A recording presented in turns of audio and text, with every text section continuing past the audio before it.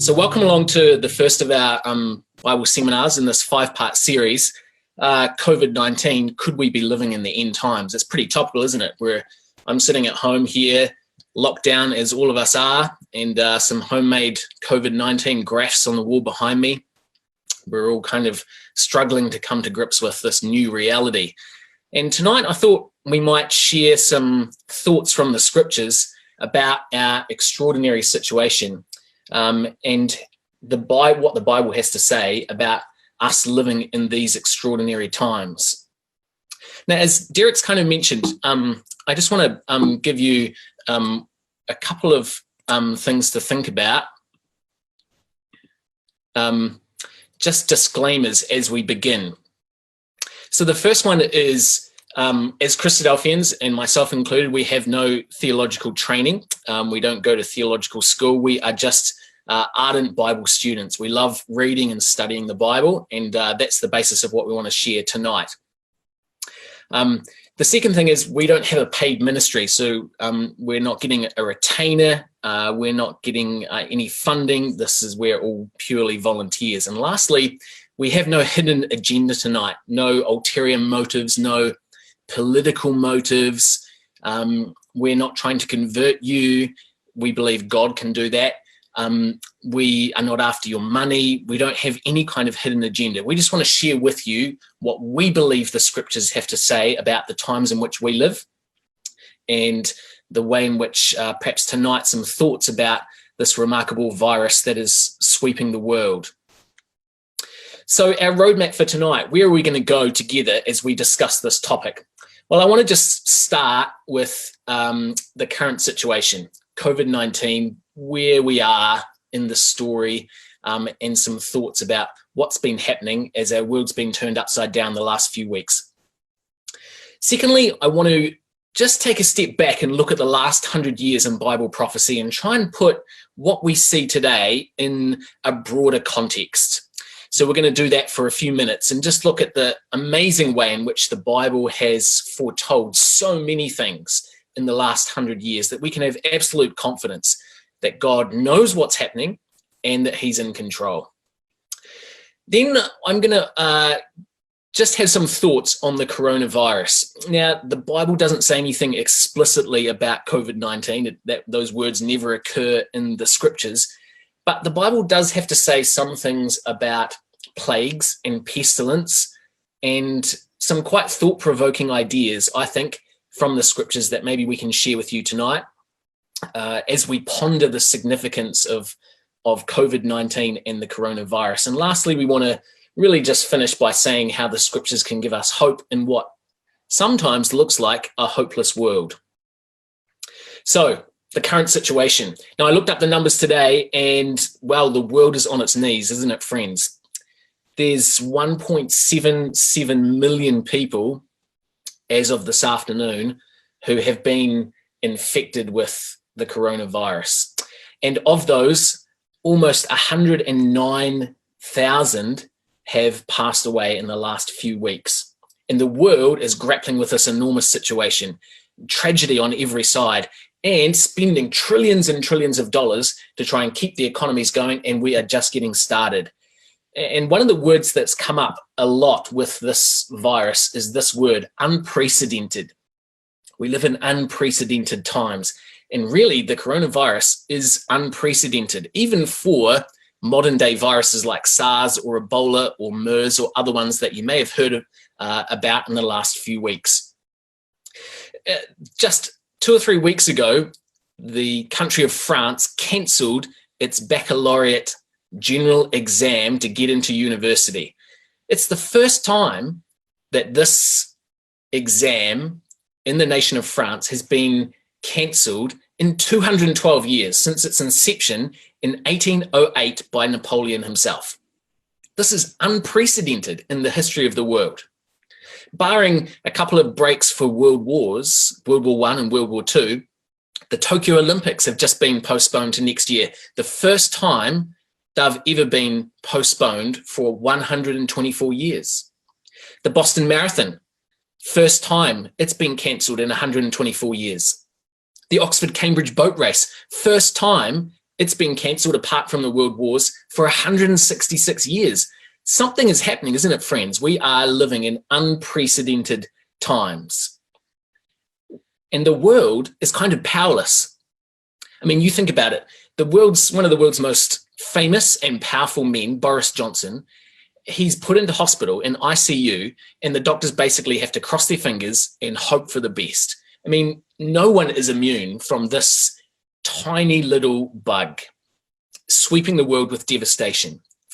So we're living in extremely difficult and challenging times, and we want to just think about how this is impacting on our lives.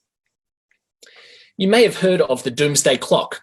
It's put out by the Association of Atomic Scientists, as you can see on the screen. And over the years, they have moved the clock further or closer to midnight as a sign of how impending the end of the world is, the end times, you might say.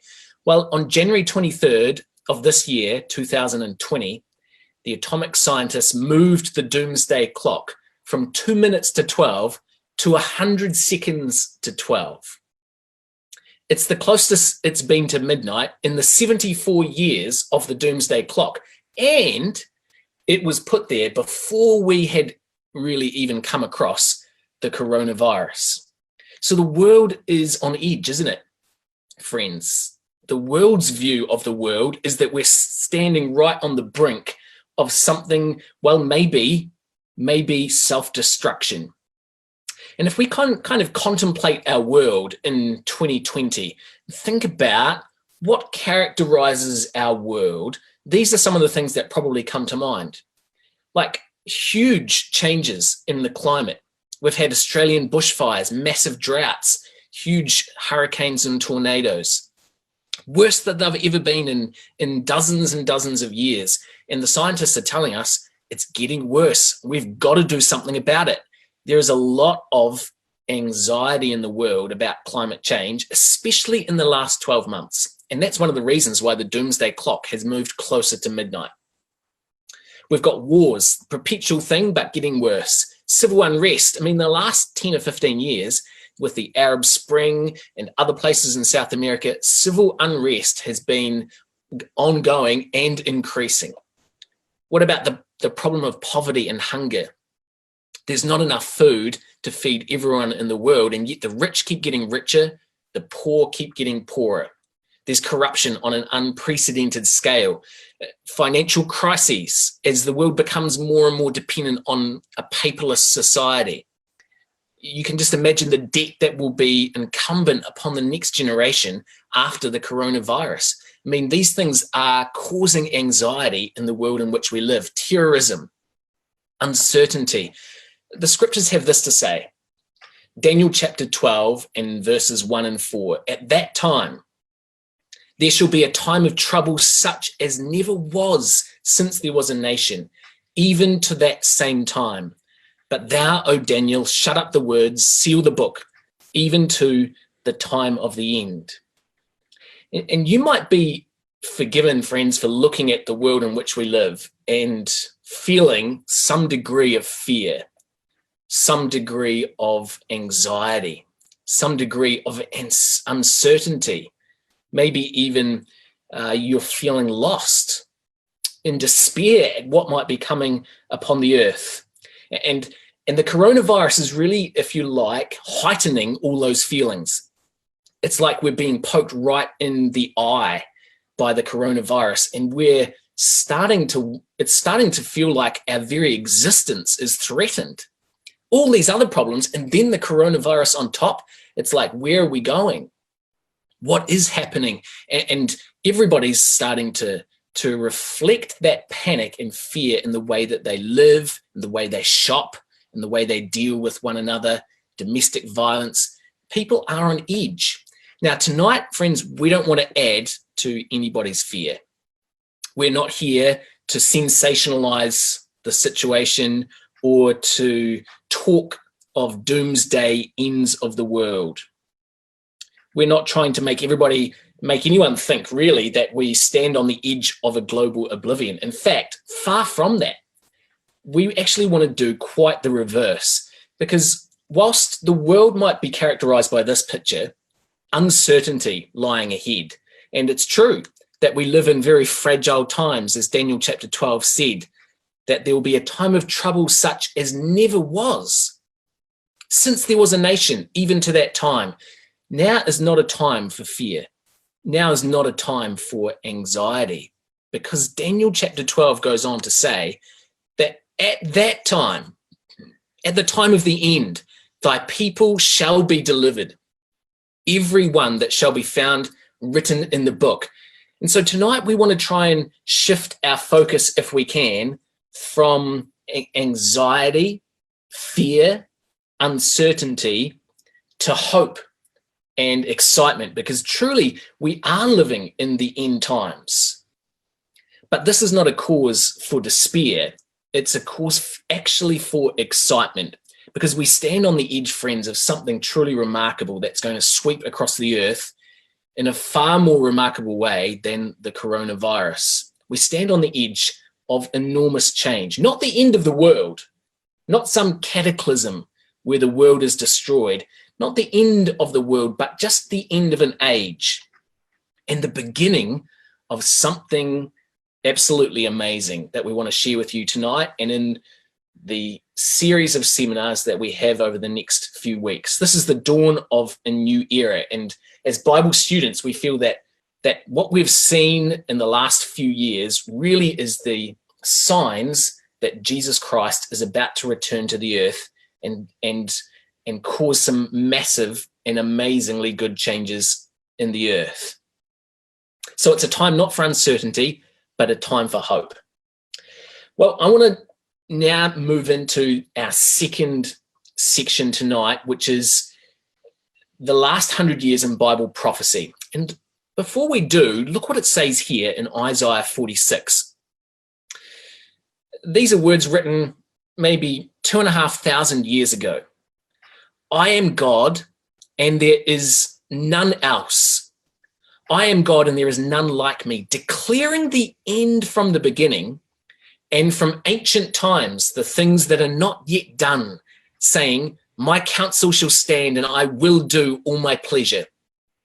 So one of the things that the Bible puts forward as the proof of its own veracity, the proof of its own truthfulness, is that God says he can predict the future. He can declare the end from the beginning, and from ancient times, the things that are not yet done. So what I want to do now is just stand back a little from the coronavirus and just think a little bit more broadly, perhaps over the last 100 years, and see the amazing way in which God has fulfilled Bible prophecy in the things that we've seen happen in the world. So now I want to just give you, if you like, a broader context to what we want to look at tonight. Now, a couple of important things just to say before we get started on this timeline of the last 100 years. We're going to briefly survey a very broad sweep of Bible prophecy, but it's important that we realize this. We're not expecting any of you that are listening to get or to remember all of these things that we're about to look at together. In fact, we don't even have time to look up the quotations, which is why I'm going to put most of them on the screen. Usually we would try and turn them up so that we can verify them ourselves, but tonight I'm going to just put them on the screen together. And we're going to expand on some of these topics as we go through the seminar series in the next few weeks, God willing. But what I do want you to do, you might not grasp everything, but just try and get these two things. Be impressed by these two things. One, that the Bible has an awful lot to say about the times in which we live. I mean, some people have said the Bible's a dead book. It's irrelevant. Well, tonight, I hope you'll see in the next few minutes, the Bible is definitely well and truly alive, and it has a lot to do and to say about our times. It's topical, it's relevant, and it's up to date. So the first thing is the Bible has a lot to say about the end times. And secondly, prophecy is being fulfilled in an increasing rate. It's speeding up. Prophecy is happening faster and faster before our very eyes. So now let me take you through the last 100 years or so and try and link some historical events with what the scriptures, we believe, have said and prophesied would happen, sometimes thousands of years ago.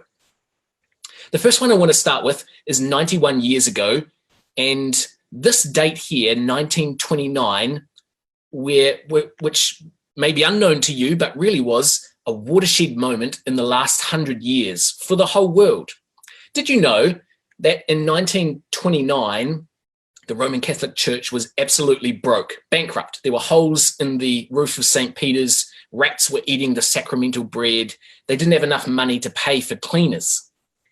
But on February the 11th, 1929, the Pope signed a treaty with Mussolini. It was called the Lateran Treaty, and it gave the Pope the Vatican City as a sovereign country. It made the Vatican City exempt from taxes. The state of Italy would pay for all of the priests for all nations, and there was $90 million thrown into the pot. And for that, the Pope promised Mussolini that all Catholics would vote for him. It was a, I'll scratch your back, you scratch mine. Well, since 1929, when the Vatican was absolutely broke, you know what's happened. With some shrewd investments and the use of the Vatican City as a tax-exempt haven for Italian businesses, the Roman Catholic Church has gone from being a poor institution to probably the most wealthy institution in the world. In 91 years, it has utterly transformed itself. Now, that's exactly what the scriptures have to say, because look at these words, Revelation 17 and Revelation 18. Because the Roman Catholic Church, we believe, is portrayed in Revelation 17 as a woman. And it says she's arrayed in purple and scarlet color, decked with gold and precious stones and pearls. She's immensely wealthy, and she's got a golden cup in her hand full of abominations, and upon her forehead, this code name is written, Mystery Babylon the Great. It's a code name for the Roman Catholic Church.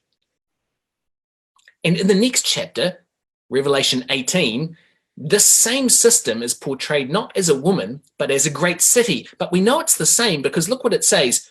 The great city was clothed in fine linen, and purple and scarlet, and decked with gold and precious stones and pearls. Exactly the same description as the woman of chapter 17. And then it goes on to say, for in 1 hour her great riches are come to naught. Do you know those verses in Revelation 17 and 18 would not have made sense if we were reading them before 1929, because there were no gold and precious stones and pearls in the Roman Catholic system. But now, 91 years on, the Roman Catholic system is the most immensely wealthy institution in the world. And Revelation 17 and 18 have happened in the lifetime of some of us. Well, what about we move on a few years to 1948 and the giving of Israel back to the Jews as their homeland? An amazing Bible prophecy that was fulfilled. You might have seen this picture before, the Declaration of the State of Israel by David Ben-Gurion on May the 14th, 1948. Against all odds, they fought off the Arabs and were declared a new nation. Well, that's exactly what Ezekiel had said in Ezekiel 38 and verse 8. After many days thou shalt be visited. In the latter years thou shalt come into the land that is brought back from the sword. They came out of captivity from every nation, gathered out of many people against the mountains of Israel, which have always been laid waste. But it's brought forth out of the nations, and they shall dwell safely, all of them. And Ezekiel 38 talks of a time when Israel would be reinstated in their old homeland. Now, you might never have heard of Ezekiel chapter 38. You might not even have ever read it before or even know where it is in the Bible. Tonight, we just want you to be impressed by the fact that we believe that this momentous date and time was prophesied by Ezekiel 2,500 years ago. And we're going to look at Ezekiel chapter 38 in one of our seminars. In fact, a whole night looking at this momentous chapter. I think it's seminar 4 in the series. And incidentally, I think we're doing a whole nother seminar. I think it's seminar 3 on God's purpose with Israel. So just a taste tonight to give you a little bit of a feel for the fact that These things are spoken of so long ago. Well, what about this? 1957, the coalition of the European Union. The Treaty of Rome was signed in 1957. It was the start of what we know as the European Union. It began as the EEC. Now we know it as the European Union. There's political union.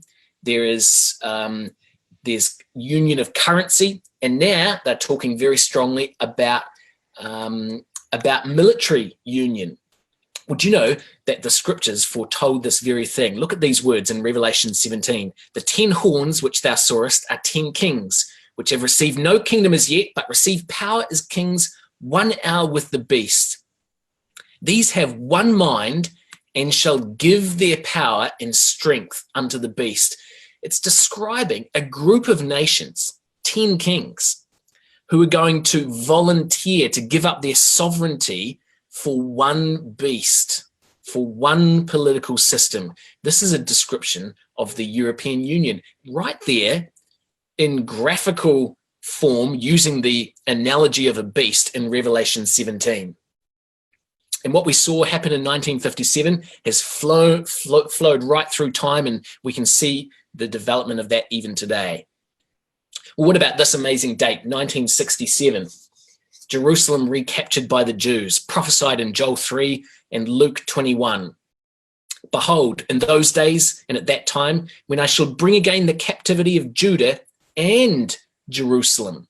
The captivity of Judah was fulfilled in 1948, as we just saw, with the Jews coming back to the land, but they never reclaimed Jerusalem until 1967. But Joel had said they would, because God would bring again the captivity of Jerusalem. Or Jesus Christ himself, Jerusalem shall be trodden down of the Gentiles until the times of the Gentiles be fulfilled. And when we saw Jerusalem captured by the Jews in 1967 as Bible students, there was much excitement because we knew that this was what was going to happen.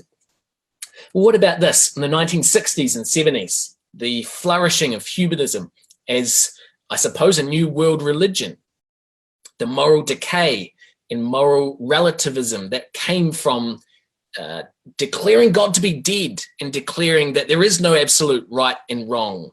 Everything, those ideas flourished in the 1960s and 70s with the hippie movement. This is what Jean-Paul Sartre says about humanism and moral decay. If God did not exist, everything would be permitted. Actually, that's a quote from Fyodor Dostoevsky, who was a Russian philosopher in the 19th century.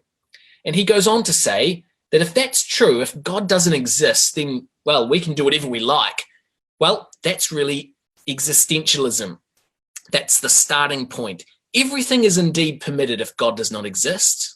There's no absolute right and wrong. There's no moral compass. And man is in consequence forlorn, for he cannot find anything to depend upon, either within or without himself. He discovers forthwith that he is without excuse. So the philosophies of humanism started to ramp up throughout the world and take over in the education system, in the philosophy system of the world. Everybody was starting to see that this was the new religion. You got rid of God, but actually, you just enthroned man, and you found that there wasn't really the answers that you thought were there.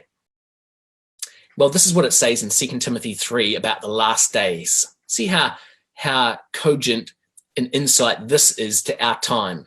In the last days, perilous times shall come, for men shall be lovers of their own selves, lovers of pleasures more than lovers of God. And the philosophers got rid of God and ended up just worshipping themselves. They became lovers of their own selves rather than lovers of God. Prophesied in 2 Timothy 3, verses 1 to 4, as a descriptor of the last days. That's the time in which we live. It's almost as if the words of Jean-Paul Sartre were prophesied by the scriptures. Well, what about this? 1991, the fall of communism in the Russian Soviet Union, and the rise of Orthodox Russia. We believe that communism was really, well, it was never really destined to be the way of Russia, because communism is really based on atheism, where there is no God. But we believe that the destiny of Russia, as marked down in the scriptures, is that it is a religious nation. In fact, it acts and attacks on the basis of religion. Look what it says here in Joel chapter 3 and verse 9. This is what the scriptures say will be the way of thinking at the time that Russia, we believe, invades the Middle East. Proclaim ye this among the Gentiles. Prepare war. Do you know that word literally means sanctify war? Make it holy. This is a religious invasion when Russia wakes up itself and comes down into the Middle East. Wake up the mighty men. Let all the men of war draw near. Let them come up. Beat your plowshares into swords and your pruning hooks into spears. We believe that Russia has a very definite ambition to overrun the Middle East. And when it does, it will come down partly in the name of religion. That was not possible under the communist regime. But since 1991, when Mikhail Gorbachev threw away communism, and especially since Putin has set himself up as a new czar, and if you've been reading the newspaper recently or looking at the news, you'll see that right now he's trying desperately to change the constitution so that he can be the leader of Russia for an unprecedented 36 years and make Orthodox Christianity the state religion. So everything that we saw from Daniel chapter 8 and from Joel chapter 3 is coming to pass before our very eyes. What about this? Daniel chapter 12, enormous growth of knowledge. Now, I was amazed to see this particular graph. If you haven't seen this before, this is startling.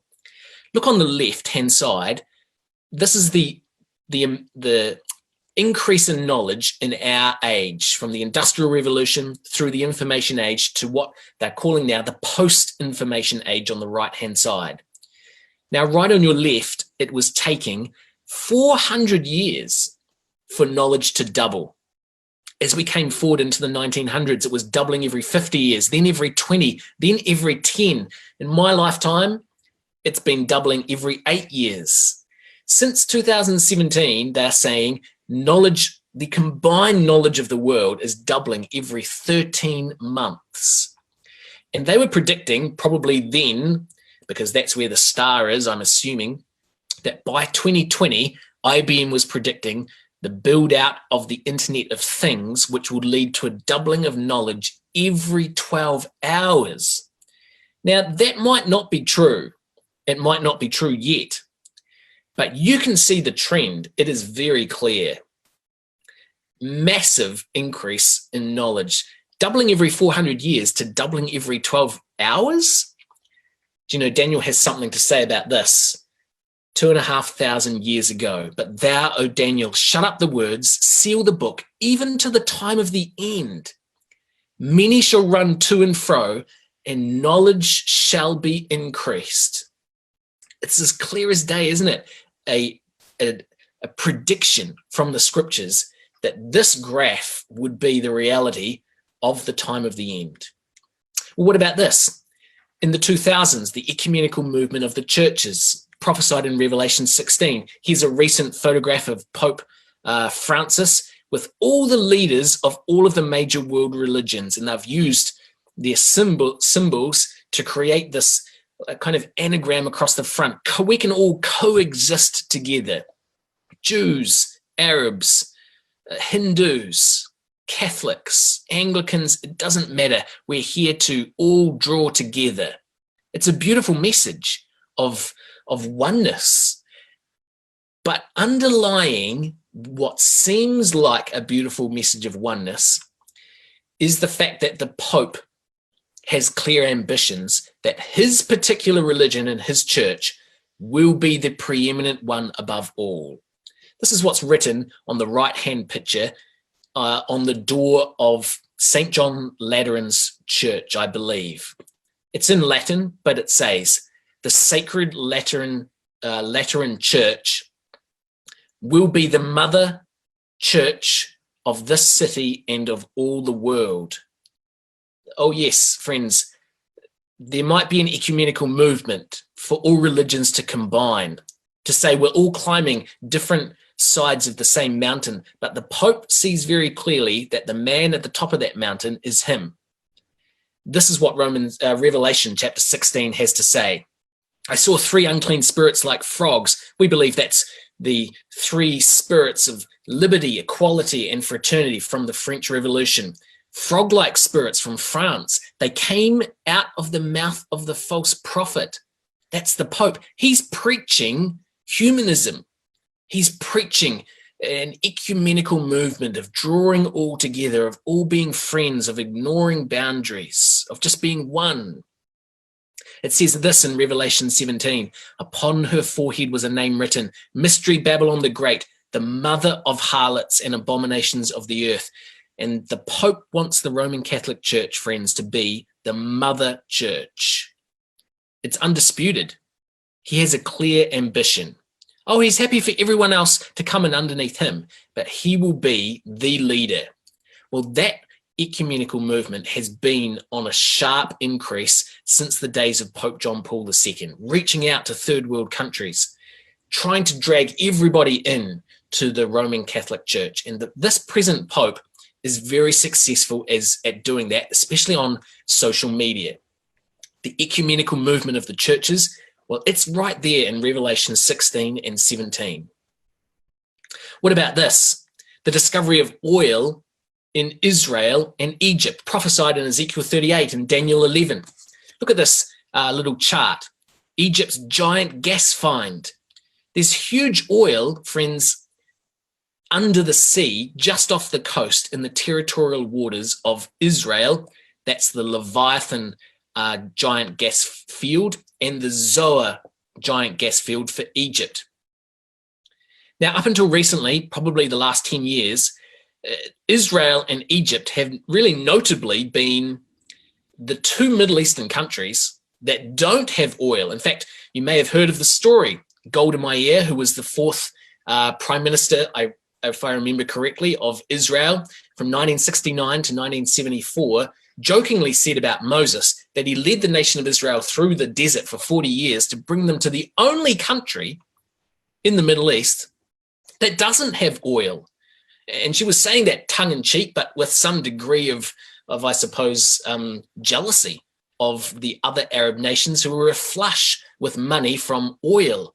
Well, no longer, because Israel has discovered massive oil fields as well as Egypt off their coast. Well, look what it says in Ezekiel chapter 38. When the leader of Russia comes down, he's going to say, I will go up to the land of unwalled villages. I'll take a spoil and to take a prey. There's enormous wealth, financial gain to be had by going up and invading Israel. And look what it says in Daniel 11 and verse 40. At the time of the end, that's our time, the king of the north shall come against him like a whirlwind, but he shall have power over the treasures of gold and of silver and over all the precious things of Egypt. Do you know, friends, 10 years ago, Egypt is one of the poorest nations of the world. I mean, they're a third world country by and large. Oh, they've got the pyramids. They've got a few ancient artifacts in museums. But now, there's treasures of gold and silver and precious things. They're sitting on a minefield of oil and natural gas. And the oil and natural gas that discovered in Egypt and in Israel is a direct fulfillment of Bible prophecy. It's happened in front of us in the last 10 years. Well, that discovery of natural oil and gas naturally is a threat to Russia, because Russia is trying to pump oil and natural gas right across Europe and make Europe totally energy dependent upon Russia. So we're expecting as Bible students to see Russia start to try and take control of the Middle East and creep further and further across Europe, as we've seen in the last few years via Ukraine. It's exactly what we'd expect. Russia in the Middle East and the Ukraine. Look at this. Russia to upgrade Syrian naval base into permanent facility. Russia has had a naval base at Tartus, which is just on the coast of Syria, for a number of years. Now they've signed a long-term lease and they're turning it into a permanent facility. This is what Daniel chapter 11 said 2,500 years ago. At the time of the end, the king of the north shall come against him like a whirlwind, with chariots and with horsemen and with many ships. And he shall enter into the countries and shall overflow and pass over. He shall enter also into the glorious land, and many countries shall be overthrown. Russia has clear ambitions in the Middle East. And now they have a permanent facility in Syria. Most of their ports are landlocked, mostly by ice during the winter. And Daniel 11 says they're going to come down with many ships. Well, now they have a clear all year round port in Tartus, in Syria, and some other ones in the Black Sea. So what we have expected from Daniel 11 is coming to pass in front of our eyes. Just last year, here was a chilling photograph. We haven't really read Ezekiel 38, but Ezekiel 38 talks about a confederacy of a bunch of nations that are going to come down and invade the Middle East, led by Russia, described in Ezekiel 38 as Gog, the prince of Rus, or Rus, the ancient name for Russia, Germany, which is called Magog in Ezekiel 38, Togarmah, which is Turkey, and Gomer, which is France. Those are the countries, amongst others, which are listed in Ezekiel 38 as collaborating together to bring about an enormous invading force into the Middle East. And look what we saw in the paper, in the news, just last year, end of last year, a meeting with those 4 world leaders, all holding hands. Unprecedented, friends. What we believe to and expect to happen from Ezekiel 38 is happening right on our screens in front of us as we look at the news. Well, what about the US embassy's move from, or the US's bold move to move their embassy from Tel Aviv to Jerusalem? You might have seen that in the news. President Trump was determined to do that. Well, he's done it. And Zechariah 12 said, "In that day will I make Jerusalem a burdensome stone for all people. All that burden themselves with it shall be cut in pieces, though all the people of the earth shall be gathered together against it." No one knows what to do with Jerusalem. Should it be an international city? It's the center for so many world religions. Well, Trump put a line in the sand and he moved the US embassy, which was in Tel Aviv, to Jerusalem. And now Jerusalem is becoming, or it always has been, but another example topically of it being a burdensome stone has happened just in the last couple of years, 2018. Well, this timeline would hardly be complete without the monumentous news of Brexit at the start of this year, a process that started in 2016, but which ended officially just a couple of months ago. The British lion roars for Boris and Brexit. And the news is almost surprised that this could happen.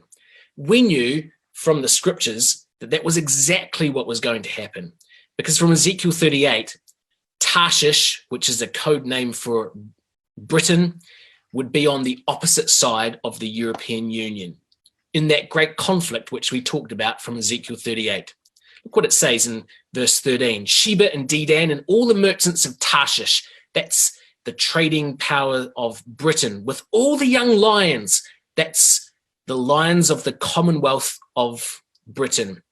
They will say unto thee, art thou come to take a spoil? Art thou gathered a company to take a prey, to carry away silver and gold, and to take away cattle and goods, to take a great spoil? And Britain and the Commonwealth are going to stand up in opposition to the European Union and Russia. That's what Ezekiel chapter 38 predicted. Well, that was hard to see if Britain is part of the European Union. So we were very much expecting, as Bible students, that Britain would come out of the European Union at the time that it did. It took a few more months, couple more years, but just this year, friends, Ezekiel chapter 38 has become possible. Now, I appreciate that's a lot of information to go through in just a few short minutes to contemplate all of these things. Don't think for a second that this is exhaustive. We haven't talked about the destruction of Damascus fulfilled in the last couple of years from Isaiah chapter 17.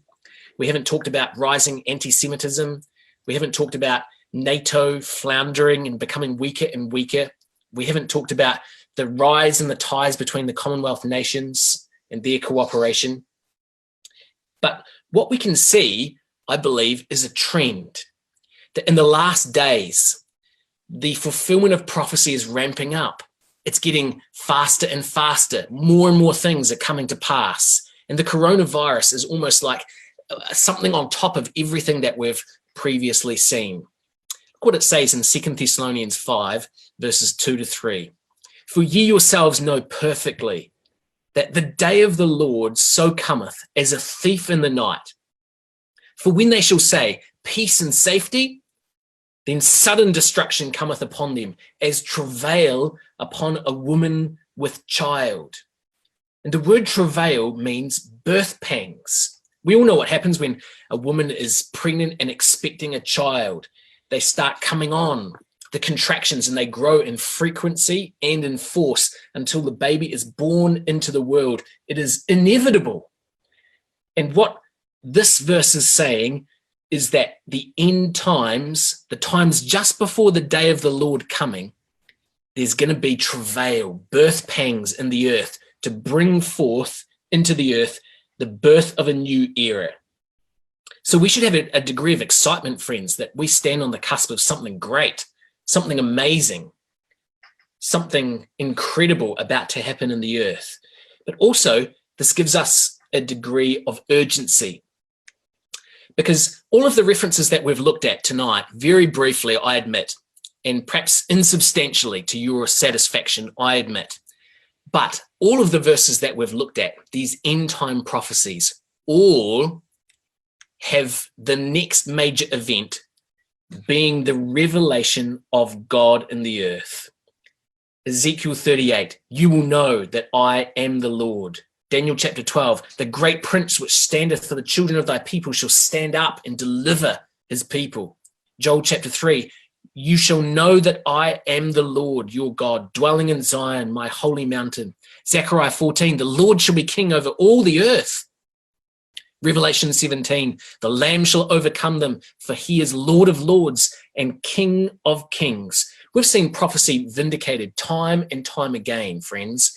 And the very next thing in all of those chapters, which all talk about the end times, is God revealing his solution. A new world order is coming. We need to get ready and we need to get excited, friends, because great things are about to happen. Well, how does the coronavirus fit into this kind of geopolitical framework of what God is doing? Well, I wanted to share some thoughts about the coronavirus. Now, you'll appreciate, as we said before, that the coronavirus is not mentioned explicitly in the scriptures. And as Bible students, we don't profess to know everything. Sometimes we only see the broad outlines of what is happening. It's a bit like a jigsaw puzzle coming together, and we have to fit the pieces of the puzzle together. So I just want to share some thoughts with you tonight, maybe about the significance of COVID-19 amongst this gathering evidence that we are at the time of the end, because so many prophecies are coming to pass. Is the coronavirus predicted in the Bible? Is it even significant? Well, look at this verse, interesting verse, I think, from Habakkuk in chapter 3. It's a description, actually, of Jesus Christ coming and arriving on the international scene. That's what we believe, and this is what it says, Habakkuk 3, verse 5. The mighty one came from Teman, which is south of Israel, the Holy One from Mount Paran. His glory covered the heavens, and the earth was full of his praise, and his brightness was as the light. He's going to come, and when you see him come, it will be unmistakable. That's what it's saying. And then it says in verse 5, before him went the pestilence, and burning coals went forth at his feet. And the margin has burning diseases.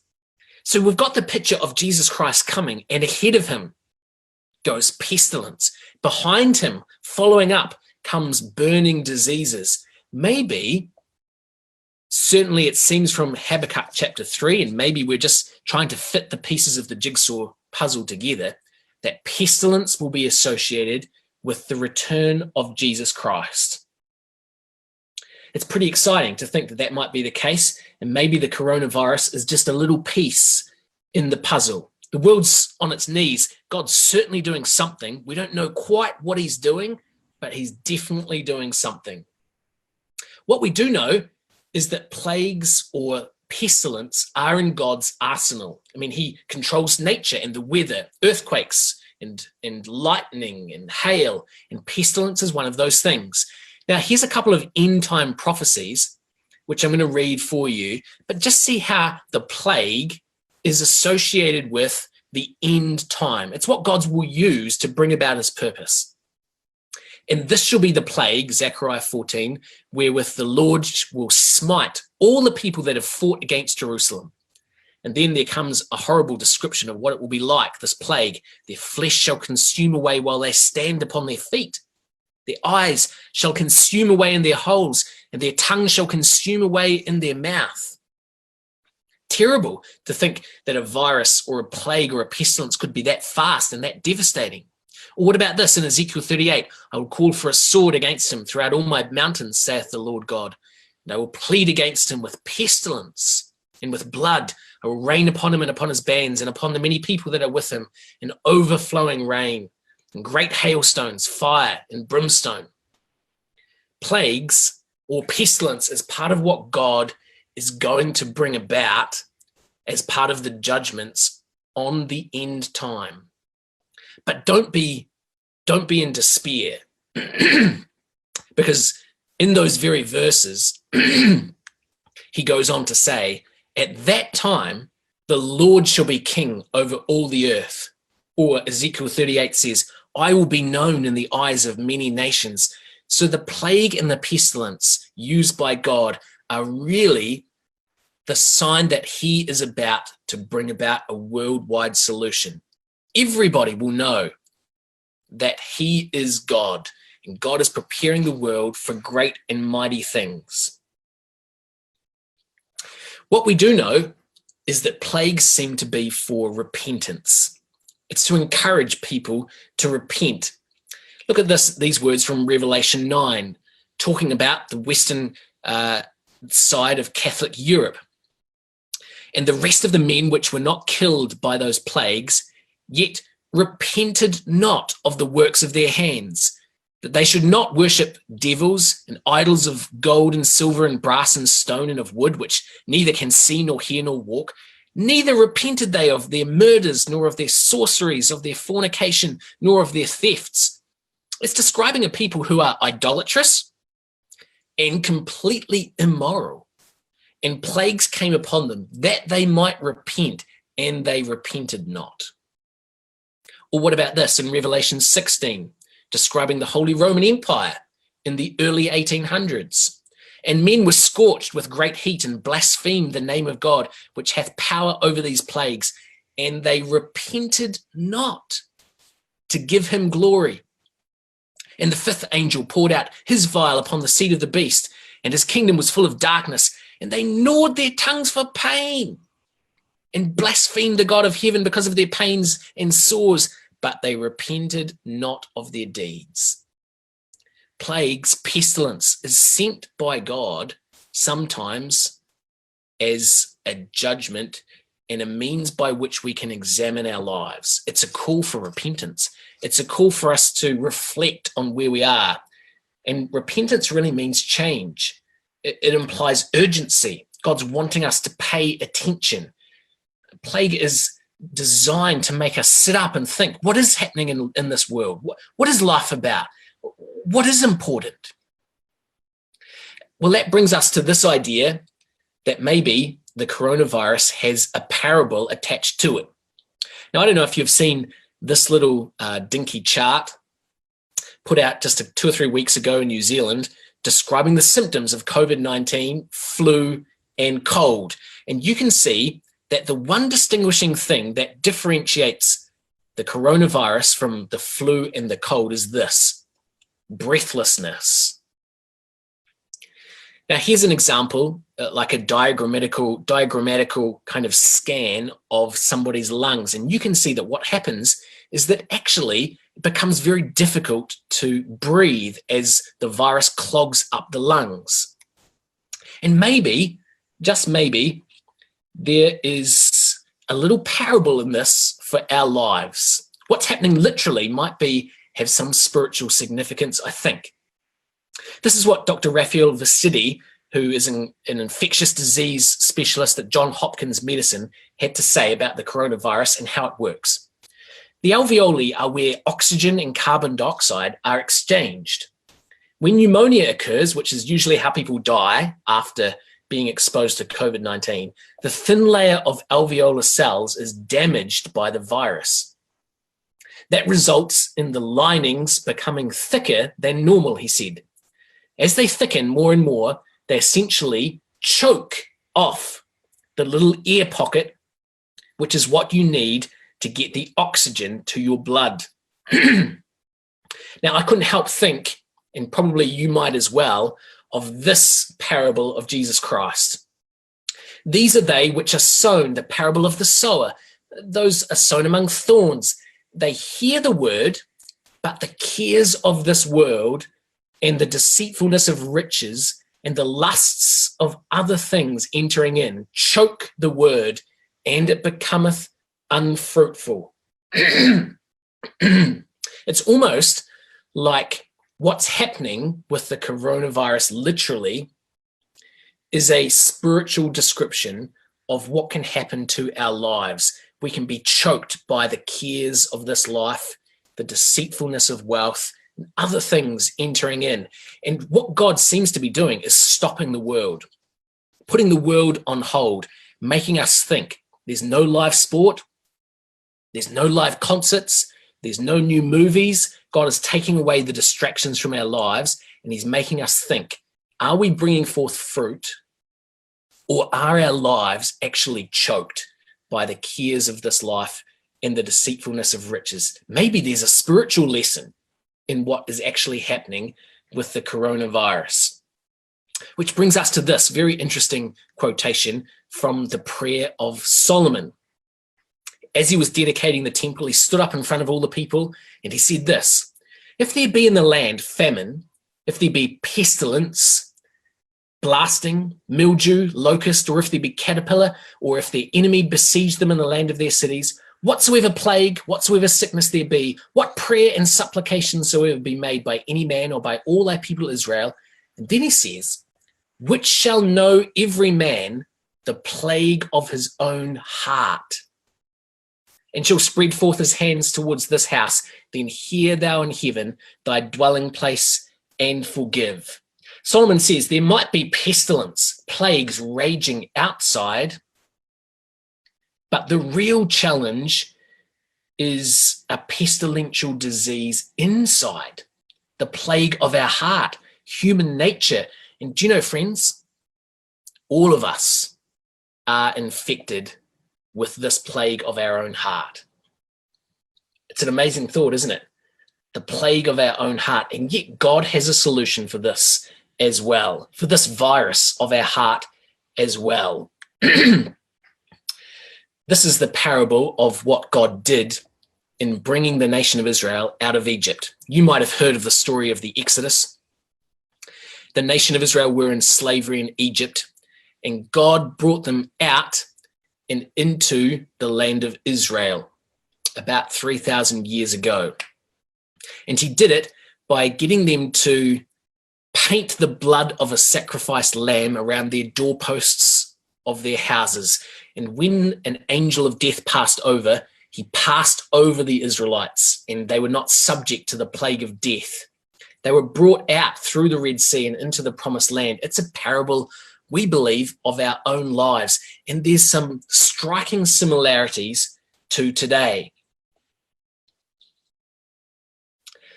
First of all the families in the nation of Israel were in lockdown with their families, in isolation for the Passover. There were plagues of death on animals and on humans. The economy was crippled. All the plagues that came were designed to show the powerlessness of all the Egyptian idols. There were plagues upon the river, plagues upon the agriculture, plagues upon the gods of fertility. The whole worship system of Egypt was decimated by these 10 plagues. And maybe in this eerie similarity to ourselves today, the gods of today, sports and entertainment, food, all the restaurants are closed, there's no concerts, you can't go to work, everything we worship is stopped. And God's asking us to wait for deliverance, the deliverance that would come by association with blood. Wow, maybe the scriptures have more to say by way of parable about the coronavirus, even though it's not explicitly mentioned. Maybe God's giving us ample opportunity in the end times, friends, to sit back and reflect on our lives, to take the time to think, are we ready for the start of a new age? Well, how do the scriptures give us hope? How do they give us hope? Ephesians chapter 2 says, we once had a time when we were without Christ. In fact, we had no hope. We were without God in the world, but now in Christ Jesus, ye who sometimes were far off are made nigh by the blood of Christ. That's the blood around the doorposts of their houses. We are saved by him. Jesus Christ is offering us hope. In a world of uncertainty, in a world where we don't know what's going on, and friends, no one is going to criticize anybody right now if we're feeling lost, or we're feeling anxious about our jobs, or anxious about our health, or our financial situation. Those are very real feelings. Tonight is not to build up fear. Tonight is about hope, that there is something in the scriptures. God has the answer to all of those things and more, and those things are just around the corner. Look what it says in Psalm 91. He that dwelleth in the secret place of the Most High will abide under the shadow of the Almighty. I will say of the Lord, he is my refuge and my fortress. My God, in him will I trust. Surely he shall deliver thee from the snare of the fowler and from the noisome pestilence. We're delivered from the pestilence, friends. We have protection because we've made God our refuge and the Most High our habitation. Now, that does not mean that we are exempt from trouble. It doesn't mean that none of us will get the coronavirus.